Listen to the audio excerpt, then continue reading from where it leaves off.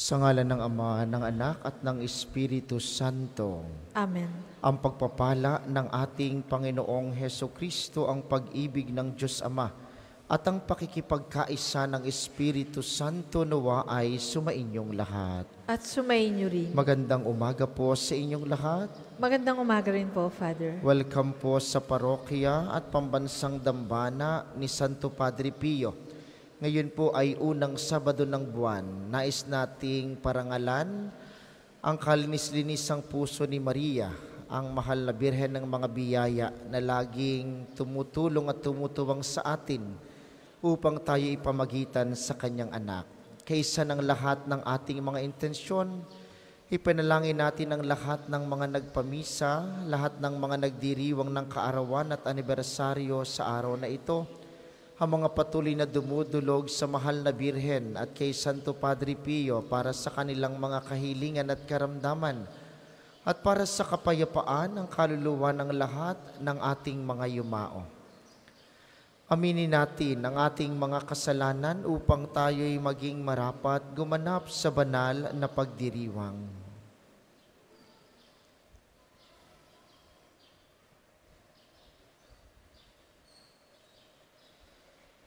Inaamin ko sa makapangyarihang Diyos at sa inyo mga kapatid na lubha akong nagkasala sa isip, sa salita at sa gawa at sa aking pagkukulang.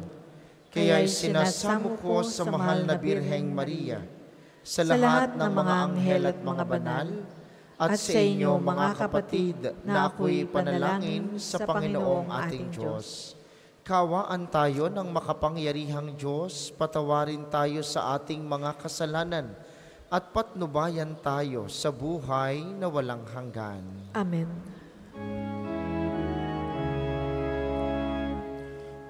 Panginoon, kawaan mo kami.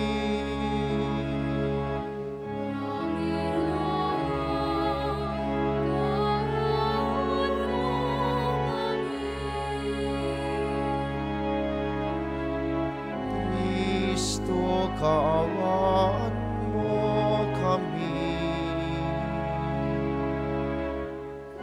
Kristo, kaawaan mo kami.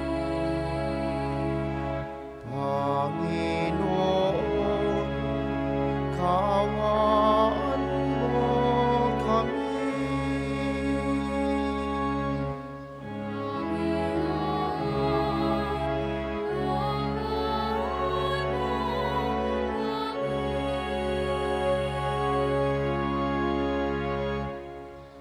Manalangin tayo.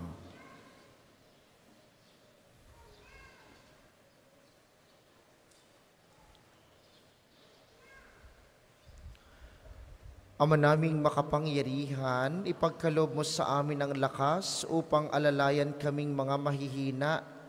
Ngayong ginugunita ang mahal na Birheng Ina ng Diyos, kaming idinadalangin niya'y makabangon nawa sa pagkalugmok sa kasalanan sa pamamagitan ni Hesukristo, kasama ng Espiritu Santo magpasawalang hanggan. Amen.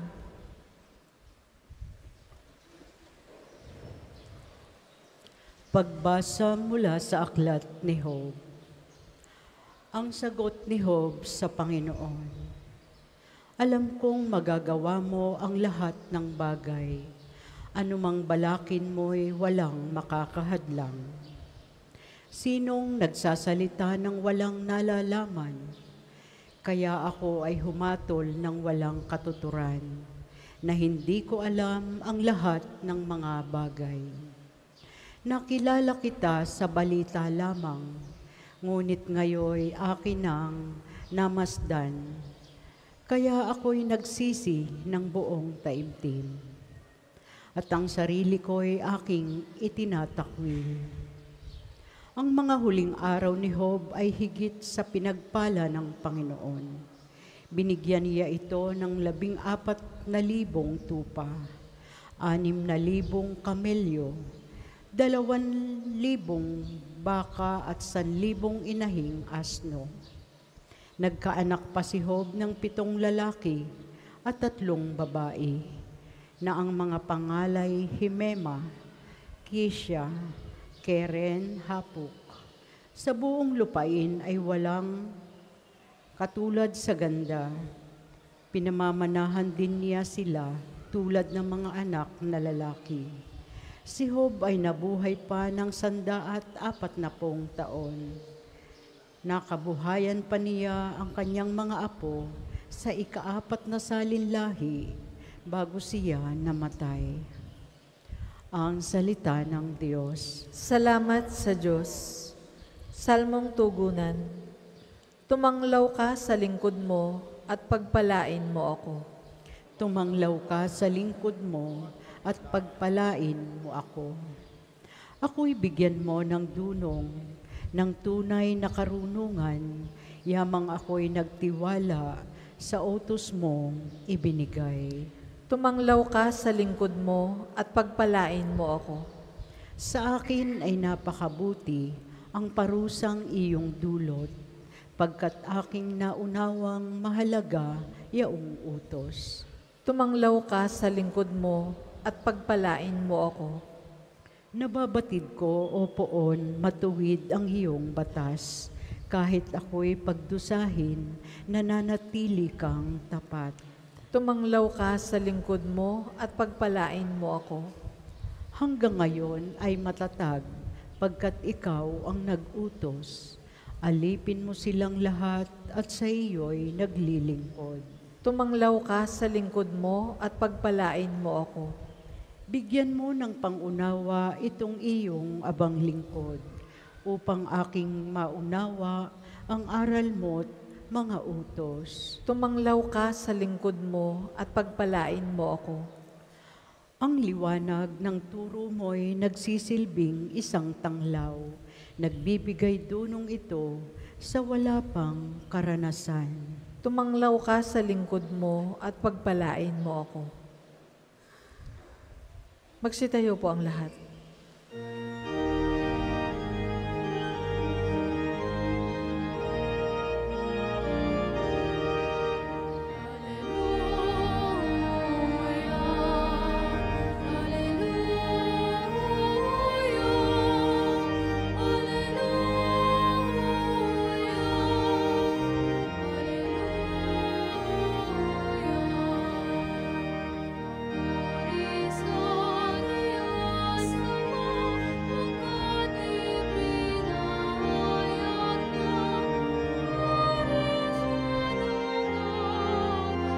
Hallelujah,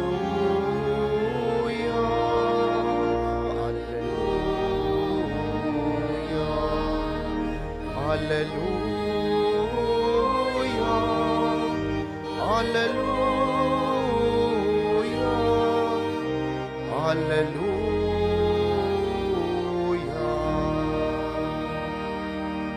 Sumainyo ang Panginoon. At sumainyo Ang rin. mabuting balita ng Panginoon ayon kay San Lucas. Papuri sa iyo, Panginoon. Noong panahong iyon, bumalik na tuwang-tuwa ang 72. Panginoon, sabi nila, kahit po ang mga demonyo ay sumusunod kapag inutusan namin sa ngalan ninyo. Sumagot si Jesus, nakita ko ang pagkahulog ni Satanas mula sa langit, parang kidlat. Binigyan ko kayo ng kapangyarihang tumapak sa mga ahas at mga alakdan at yumurak sa kapangyarihan ng kaaway. Walang makakapinsala sa inyo. Gayunman, magala kayo, hindi dahil sa suko sa inyo ang masasamang espiritu, kundi dahil sa nakatala sa langit ang pangalan ninyo.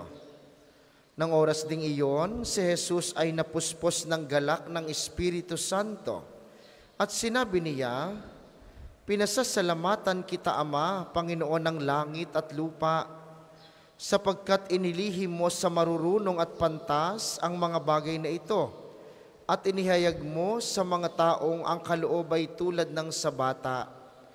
Oo, Ama, sapagkat gayon ang ikinalulugod mo. Ibinigay sa akin ng aking Ama ang lahat ng bagay. Walang nakakikilala sa anak kundi ang Ama, at walang nakakikilala sa Ama kundi ang anak, at yaong marapating pagpahayagan ng anak. Humarap si Jesus sa mga alagad at sinabi na di naririnig ng iba, "Mapalad kayo, sapagkat nakita ninyo ang inyong nakikita ngayon. Sinasabi ko sa inyo, maraming propeta at mga hari ang nagnasang makakita ng inyong nakikita, ngunit hindi nila nakita. Hinangad din nilang mapakinggan ang inyong naririnig, ngunit hindi nila napakinggan."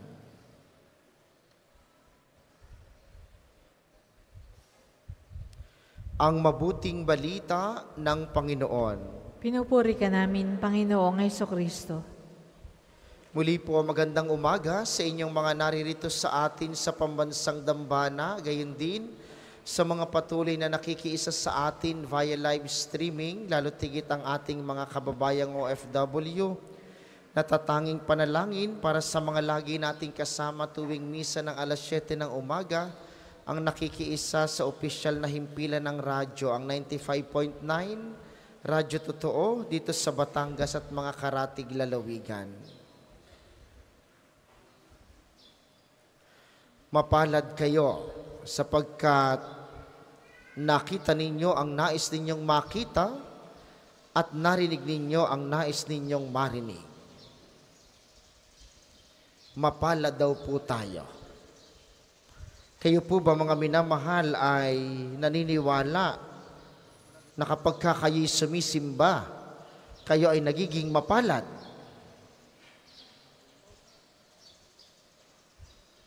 Opo, Father. Ako na ho ang sas. Kaya kayo agang-agay tulog. Tulog na eh. Agang-aga pa eh. Maya-maya kayo matulog. Baka pagising ninyo ay langit na. Dayo kayo ng tulog dito eh. Nararamdaman ba nating tayo ay mapalad? Yun, pwede naman pala eh.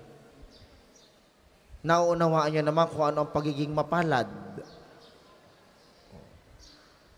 Madalas nating marinig sa mga pagbasa at sa mabuting balita, mapalad kayo, mapalad kayo.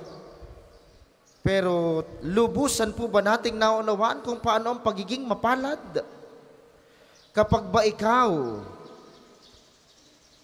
ay nagtatamasa ng yaman at kapangyarihan, ikaw ba ay mapalad na? Kapag ba ikaw ay may problema, ibig sabihin ba hindi ka mapalad? Kapag ba ikaw ay malusog, ikaw ba ang mapalad? At yung may sakit ay hindi mapalad? Minsan, sabi ng mundong ito, ang mapalad, yung nagtatamasa ng kaginhawahan. Totoo naman po iyon. Ay paano yung hindi nagtatamasa ng kaginhawahan? So hindi sila mapalad. Minsan iniisip natin, kapag mayroon ako, may ginagamit ako, may nakukuha ako, mapalad ako. O kalimitang sinasabi natin, kapag maganda ang tayo sa lipunan, mapalad. Ang sinasabi ni Jesus na mapalad ngayon ay yung mga nakakikita at nakaririnig sa Kanya. Yun ang totoong mapalad. Kesyo mayaman ka, may natapos ka, o wala kang pinag-aralan, malusog ka o may sakit ka, may posisyon ka sa lipunan o simpleng mamamayan ka, ang katotohanan ng pagiging mapalad ay yung nakikita at naririnig mo si Kristo. Kaya mas magandang itanong sa sarili, lalo tayong naririto sa simbahan, tayong laging laman ng mga simbahan. Ang pagiging mapalad natin ay hindi dahil nakakapunta tayo sa simbahan. Ang katotohanan ng pagiging mapalad ay dahil nakikita at naririnig ninyo si Kristo. Ay, paano nyo maririnig si Kristo kung tutulog lang kayo dito? Diga? Tapos sasabihin nyo mamaya, mapalad ako. Digay mali. Huwag nyo ring iisipin na ang mga papalad lamang ay yung nakakapagpapicture sa pambansang dambana. Marami sa atin ang kaisipan, ang galing-galing mo, napakapalad mo, nakapunta ka sa National Shrine. Tapos nagpa-picture lang naman, hindi naman nagdasal. O paano maging mapalad iyon? O kayong mga dilaw, mga nakadilaw, mapapicture kayo mamaya, makikita ng inyong mga kaibigan, ang galing ninyo, ang galing ng grupo ninyo. Nakapagdasal kayo. Tapos pag uwi naman, chismosa pa rin kayo. Naku po, anong pagiging mapalad doon? Ang tunay na mapalad, yung makakikita at makaririnig kay Kristo. At kapag nakita at narinig mo siya, isa sa buhay mo siya at ibabahagi sa iba. Yun ang katotohanan ng pagiging mapalad. Huwag niyong iisipin na kaya pat ako'y pari at aring mga nakabelong aring madre, kami mas mapalad kaysa inyo. Huwag kayong maniwala doon. Tabi-tabi po, sister. Dito kayo sumimbai, Hindi kaya pat nakabelo, mabait. Hindi kaya pat nakaputi, mabait. Hindi kaya pat nakabelot, nakaputi, mapalad na. Ang tunay na mapalad ay yung si Kristo ang nabubuhay sa iyo. Tulad ng sinasabi ng unang pagbasa sa aklat ni Job, napakaraming naging problema ni Job. Nawala ang mga anak, lahat ng ari-arian inalis ng Diyos. Pero nanatili na nakikinig at nakikita ni Job ang Diyos sa lahat ng pangyayari kahit malungkot.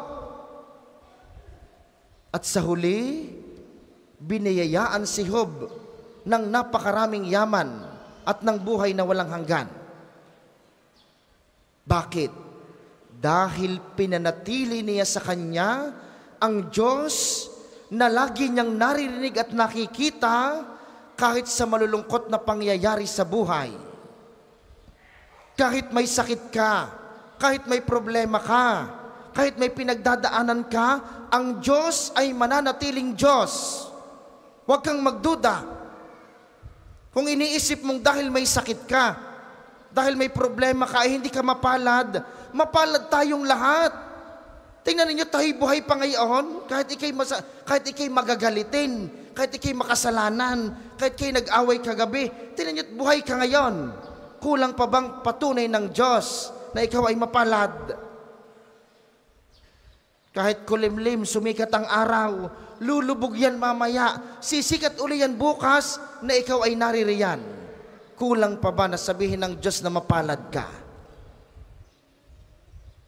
Tanggalin niyo po sa kaisipan na ang pagiging mapalad lamang ay kapag ka masaya ka. Pwede kang may problema, pero panatag ka. Pwede kang may pinagdadaanan, pero puno ka ng pag-asa. Pwede kang may sakit, pero ikaw ay may pananabik na gumaling. Dahil kanino? Dahil sa Diyos. Ang Diyos lamang ang dahilan kung bakit tayo mapalad. Hindi ang mga bagay na mayroon tayo. Si Maria, sa kanyang kababaang loob, sa dami ng kanyang pinagdaanan, sa hirap na natamo niya dahil sa pagpapakasakit ng kanyang anak, sa lahat ng pambabatikos ng mga tao, dahil sa iya'y inanim ni Jesus, puno ng pag-asa, laging mapalad dahil ang Diyos ang laging nasa sa Kanya. Sa banal na misang ito, mga minamahal, kay Jesus, siyang tanging dahilan ng ating pagiging mapalad, natatanggapin natin mamaya sa komunyon. Inyo pong ibulong sa Kanya. Sabihin ninyo, Panginoon, bigyan mo po ako ng isang puso na tulad ng iyong ina.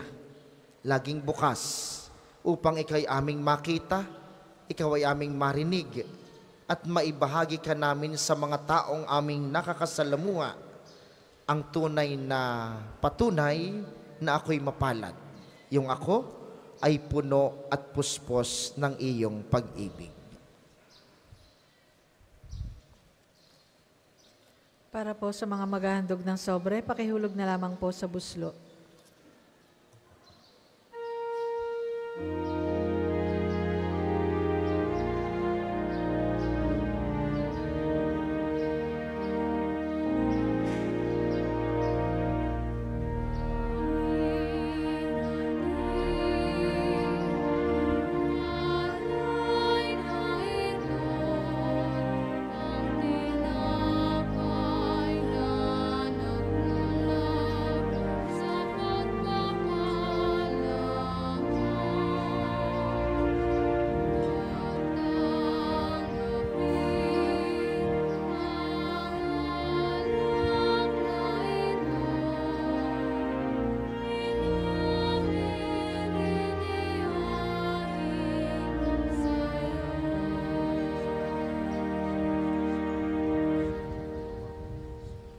Magsitayo po ang lahat.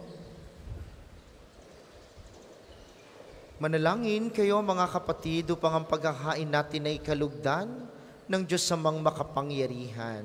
Tanggapin nawa ng Panginoon itong paghahain sa iyong mga kamay, sa kapurihan niya at karangalan sa ating kapakinabangan at sa buong sambayanan niyang banal. Ama naming lumikha, sa paggunita namin sa mahal na Birhen, hinihiling namin ang aming paghahain ay lakipan mo ng kapupunan upang kami ay maging handog na ikinalulugod mo kailanman sa pamamagitan ni Jesucristo, kasama ng Espiritu Santo magpasawalang hanggan. Amen. Sumainyo ang Panginoon. At sumayin niyo rin. Itaas sa Diyos ang inyong puso at diwa. Itinaas na namin sa Panginoon. Pasalamatan natin ang Panginoong ating Diyos. Marapat na siya ay pasalamatan. Ama naming makapangyarihan, tunay ngang marapat na ikay aming pasalamatan, ngayong ginugunita ang mahal na Birhen ng mga biyaya. Bukod mong pinagpala sa babaeng lahat, ang mahal na Birheng totoong mapalad, na iyong piniling maging ina ng iyong anak nung isugo mo siya bilang aming Mesiyas. Sa kapangyarihan ng Espiritong Banal, ang Birheng Maria'y naging inang tunay ng iyong anak na kanyang isinilang bilang liwanag nitong sanlibutan. Kaya kaisa ng mga anghel na nagsisiawit ng papuri sa iyo, nang walang humpay sa kalangitan, kami nagbubunyi sa iyong kadakilaan.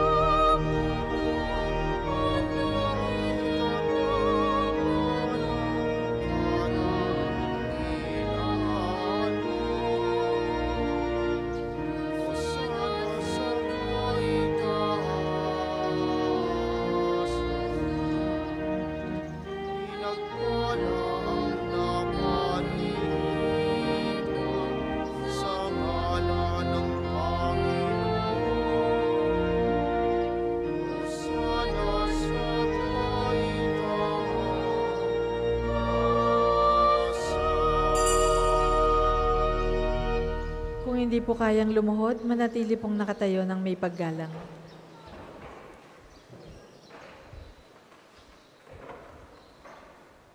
Ama naming banal, ikaw ang bukal ng tanang kabanalan.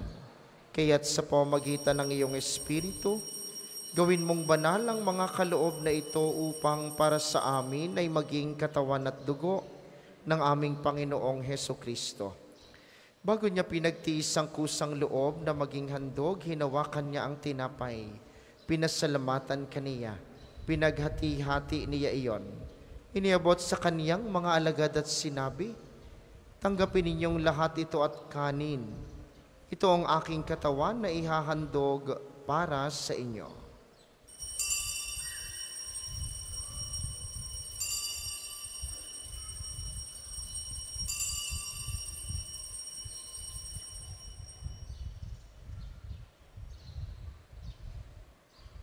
Gayun din naman, nung matapos ang hapunan, hinawakan niya ang kalis, muli kaniyang pinasalamatan. Iniabot niya ang kalis sa kaniyang mga alagad at sinabi, tanggapin ninyong lahat ito at inumin.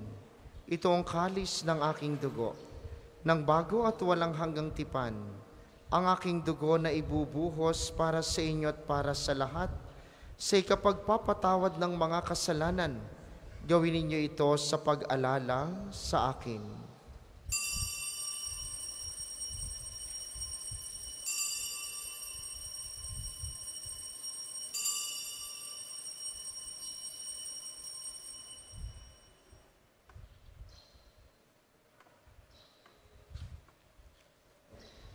Ipagbunyi natin ang misteryo ng pananampalataya.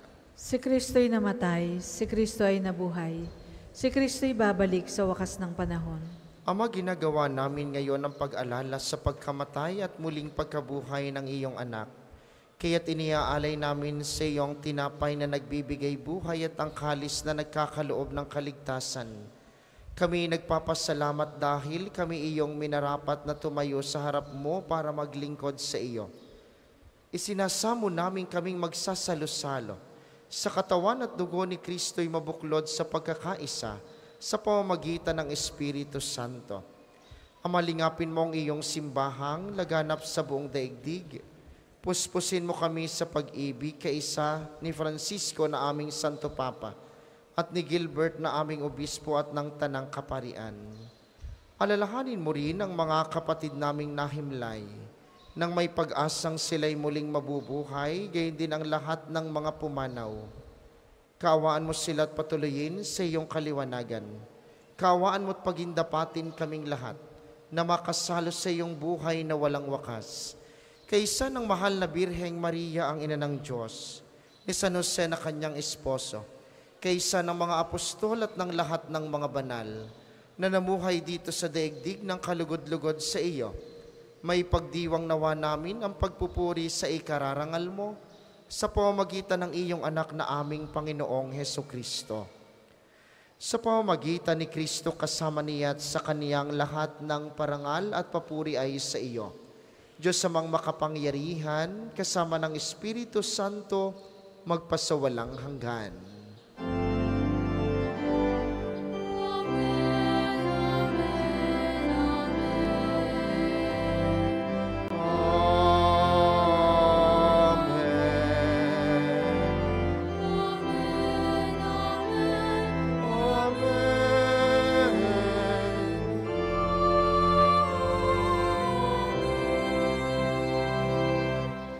Sa tagubili ng mga nakagagaling na utos at turo ni Jesus na Panginoon natin at Diyos, ipahayag natin ng lakas loob.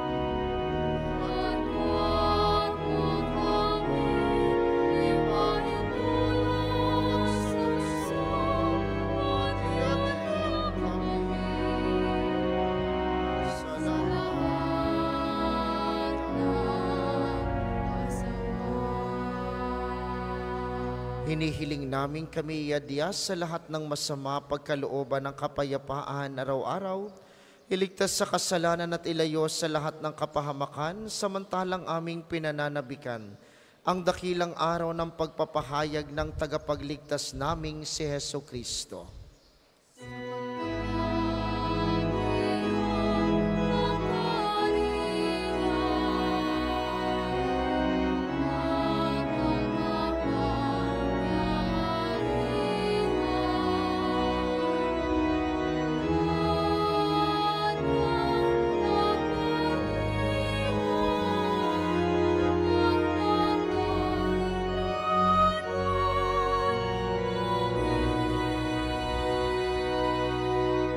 Panginoong Heso Kristo, sinabi mo sa iyong mga apostol, kapayapaan ang iniiwan ko sa inyo, ang aking kapayapaan ang ibinibigay ko sa inyo. Tunghayan mo ang aming pananampalataya at huwag ang aming mga pagkakasala. Pagkalooban mo kami ng kapayapaan at pagkakaisa ayon sa iyong kalooban. Kasama ng Espiritu Santo magpasawalang hanggan. Amen. Ang kapayapaan ng Panginoon ay laging sumainyo. At sumainyo rin. Magbigayan kayo ng kapayapaan sa isa't isa.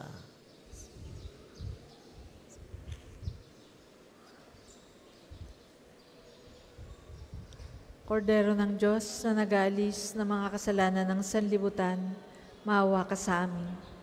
Kordero ng Diyos na nag-aalis ng mga kasalanan ng sanlibutan, maawa ka sa amin. Kordero ng Diyos na nag-aalis ng mga kasalanan ng sanlibutan, ipagkaloob mo sa amin ang kapayapaan. Kung hindi po kayang lumuhod, manatili pong nakatayo ng may paggalang.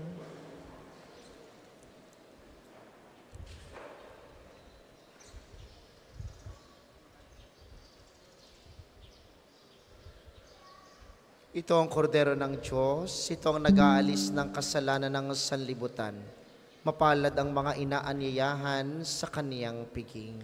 Panginoon, Hindi ako karapat-dapat na magpatuloy sa iyo, ngunit sa isang salita mo lamang ay gagaling na ako.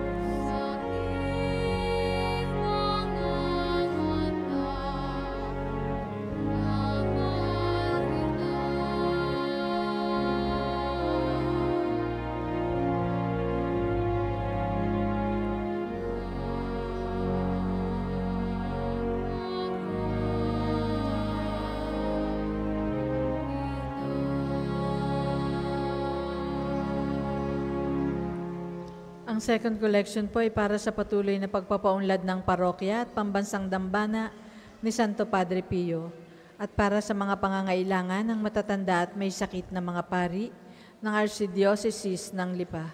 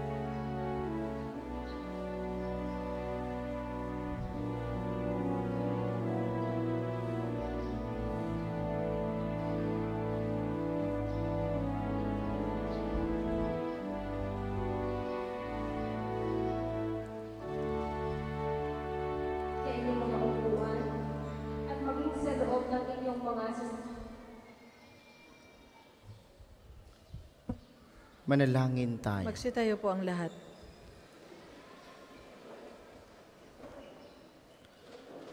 Ama naming makapangyarihan, ang aming pagsasalo sa haing nagbibigay buhay sa paggunita namin sa mahal na ina ng iyong anak, ay magdulot nawa sa amin ang iyong kagandahang loob upang lagi naming madama ang iyong paglingap sa pamamagitan ni Hesukristo, kasama ng Espiritu Santo magpasawalang hanggan. Amen. Panalangin ang pagtitiwala kay Santo Padre Pio, tayo pong lahat. Padre Pio, taga Pietrelcina, Mongheng Banal, Pintakasing Santo ng Milenyong Kasalukuyan, gabay namin sa pagtahak sa landasing makalangit, takbuhan sa pangangailangan, huwaran ng pagtitiis. Sa iyo namin inilalapit aming mga kagipitan. Sa iyo po ibinibilin kalusugan at kabuhayan.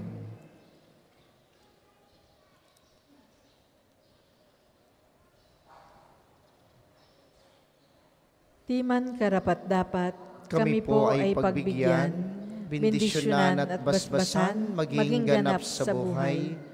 Lumayo nawa kami, umiwas sa kasalanan. Lumapit lagi sa Diyos, maging matatag at matibay. Sa mabuting balita ng pagliligtas, turuan mo kami nawa. Sa tuwi na ay makinig, magnilay at sumampalataya. Amin pong pakiusap itong mga kahilingan. Puso ay nagsisisi, nagtitikang taimtiman. Di na muling magkasala, sunod lagi sa Diyos Amang, kaysa ng Espiritu at ni Jesus na tagapamagitan. Amen. Magsiupo muna po ang lahat para sa mga patalastas. Una sa inyong pagbisita sa pambansang dambana, mangyaring pakaingatan ng inyong mga personal na gamit, hangad po namin ang isang matiwasay at maayos na pagbisita sa National Shrine. Ngayon pong darating na January 2025, tutulungan ng pambansang dambana ang gagawing 129th Plenary Assembly ng mga obispo ng Pilipinas na gagawin dito sa Lipa. Kaya po may mga servers na namimigay ng sobre, may available din pong sobre sa paligid ng simbahan para paglagyan ng ating tulong. Ang atin pong panalangin at tulong pinansyal ay malaking bagay sa pagtatagumpay ng malaking pagpupulong na ito.